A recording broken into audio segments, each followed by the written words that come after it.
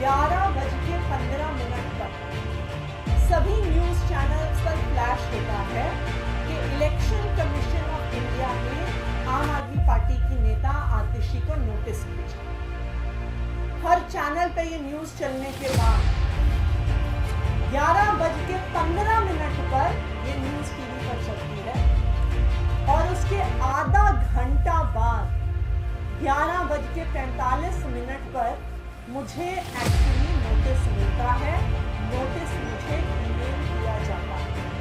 इसका मतलब election commission of India के नोटिस की खबर पहले भारतीय जनता पार्टी मीडिया में प्लांट करती है, उसके बाद election commission of India notice देती है। हाँ जी, शुरू करें।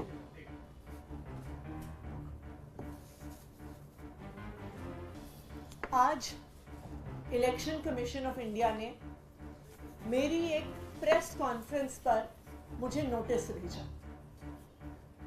ये भारतीय जनता पार्टी की 4 अप्रैल की एक शिकायत पर आधारित है।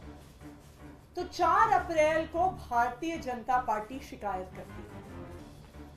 5 अप्रैल को 11:15 पर सभी न्यूज चैनल्स पर फ्लैश होता है कि इलेक्शन कमीशन ऑफ इंडिया ने आम आदमी पार्टी की नेता आतिशी को नोटिस भेजा।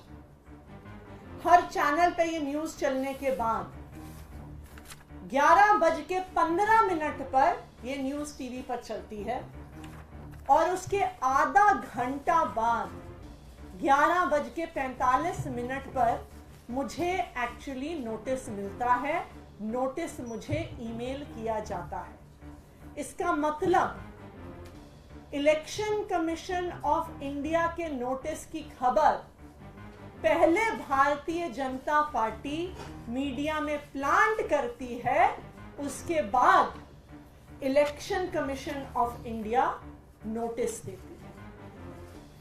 आज मैं इस देश की इलेक्शन कमीशन से पूछना चाहती हूं, क्या आप भारतीय जनता पार्टी का एक अनुषांगिक संगठन बन गए हैं? जब enforcement directorate model code of conduct लगने के बाद एक सिटिंग चीफ मिनिस्टर, एक ऑपोजिशन के प्रमुख चेहरे, देश की 6 नेशनल पार्टीज में से एक के नेशनल कन्वीनर को गिरफ्तार करती है, तो क्या इलेक्शन कमीशन ईडी को नोटिस भेजती है? जब इनकम टैक्स डिपार्टमेंट देश की एक बड़ी ऑपोजिशन पार्टी कांग्रेस पार्टी का बैंक अकाउंट सील करती है, तो क्या election commission income tax department को नोटिस भेजती है? जब income tax department CPI CPM को बरसों पुरानी उनकी फाइलिंग के बारे में, उनकी रिटर्न्स के बारे में चुनाव की घोषणा के बाद नोटिस भेजती है, तो क्या इलेक्शन कमीशन केंद्र सरकार की इनकम टैक्स डिपार्टमेंट को नोटिस भेजती है? इलेक्शन कमीशन ऑफ इंडिया की आंखों के सामने केंद्र सरकार, भारतीय जनता पार्टी शासित केंद्र सरकार सीबीआई का, ईडी का, इनकम टैक्स डिपार्टमेंट का खुलेआम मिसयूज कर रही है इलेक्शन से पहले। इलेक्शन कमीशन ऑफ इंडिया विपक्ष की जहां पे सरकारें हैं, वहां पे चीफ सेक्रेटरी बदल देती है, होम सेक्रेटरी बदल देती है, डीजीपी पुलिस बदल देती है, लेकिन जब विपक्ष के नेता, इंडिया गठबंधन के नेता इलेक्शन कमीशन के पास जाते हैं और ये डिमांड करते हैं कि चुनाव तक इंटरिम तौर पर income tax department, CBI, ED के डायरेक्टर्स को बदला जाए, तो इलेक्शन कमीशन कुछ नहीं करता। चुनाव की घोषणा के बाद इनकम टैक्स डिपार्टमेंट आम आदमी पार्टी के विधायक और नेता गुलाब सिंह के घर पर रेड करती है। आम आदमी पार्टी उसकी शिकायत करती है। आम आदमी पार्टी मिलने का टाइम मांगती है। इलेक्शन कमीशन कोई एक्शन नहीं लेता। इलेक्शन कमीशन 23 मार्च को हमने गुलाब सिंह के घर पर हुई रेड को लेकर इलेक्शन कमीशन से टाइम मांगा।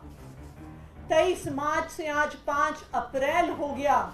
इलेक्शन कमीशन ने हमें मिलने का टाइम नहीं दिया, इलेक्शन कमीशन ने इनकम टैक्स डिपार्टमेंट को कोई नोटिस नहीं दिया, लेकिन जब भारतीय जनता पार्टी कंप्लेंट करती है तो 12 घंटे के अंदर अंदर इलेक्शन कमीशन नोटिस भी भेजती है।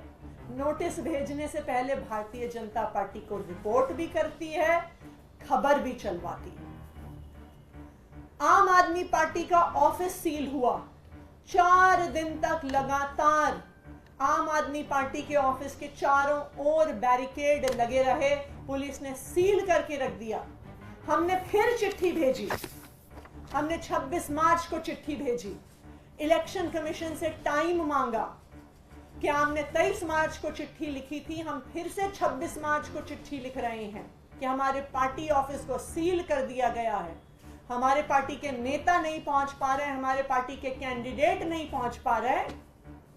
लेकिन इलेक्शन कमीशन ने टाइम नहीं दिया, इलेक्शन कमीशन ने दिल्ली पुलिस को नोटिस नहीं दिया।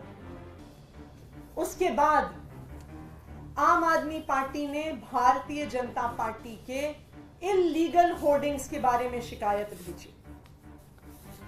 हमने 29 मार्च को, फिर 1 अप्रैल को, आज फिर से 5 अप्रैल को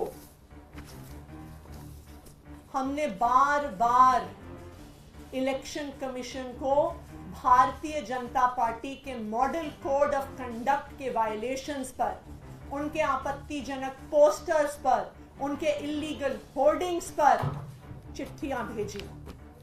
लेकिन ना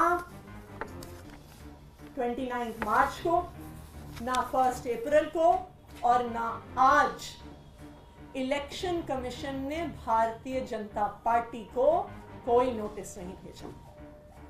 तो आज ये देश के लिए चिंता का विषय है कि इलेक्शन कमीशन ऑफ इंडिया, जिसकी जिम्मेदारी है नॉन पार्टिजन होना, जिसकी जिम्मेदारी है फ्री एंड फेयर इलेक्शन करवाना, जिसकी जिम्मेदारी है लेवल प्लेइंग फील्ड देना, आज उस इलेक्शन कमीशन की न्यूट्रलिटी पर सवाल उठ रहा है। हमने देख लिया कि किस तरह से इस देश की बड़ी बड़ी एजेंसीज भारतीय जनता पार्टी की केंद्र सरकार के सामने नतमस्तक हो गई हैं, चाहे वो सीबीआई हो, चाहे वो ईडी हो, चाहे वो इनकम टैक्स डिपार्टमेंट हो, चाहे वो स्टेट बैंक ऑफ इंडिया हो। लेकिन आज मैं इलेक्शन कमीशन से अपील करना चाहती हूं कि आपको इस देश के संविधान ने एक बहुत बड़ी जिम्मेदारी दी है।